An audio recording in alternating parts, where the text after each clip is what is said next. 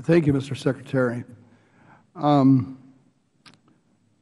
Could you inform us of the status of the administration's negotiations with South Korea regarding civilian nuclear cooperation, and what happens if an agreement cannot be reached by 2014 when the current 123 agreement sunsets?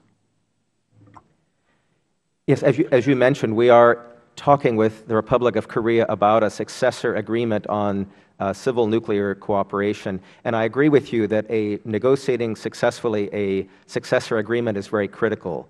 And we share the desire to see a vibrant South Korean civil nuclear industry. And there are several reasons for that. One, of course, we want to see Korea's economy prosper, but also the U.S. nuclear industry is very closely tied with counterparts in South Korea. So the success of South Korea's civilian nuclear industry is also a success for the United States. And a good example of that was when South Korea successfully got a contract to export nuclear reactors in the Persian Gulf, and that Korean proposal included many components manufactured here in the United States. So this was an example of how success in the South Korean nuclear industry really is a win-win, a win also for the United States. So we share that goal to negotiate a successor agreement that will lead to Korea's nuclear industry continuing to prosper. We also, of course, and South Korea shares this concern with us, have concerns about proliferation of material that could be used in manufacturing nuclear weapons.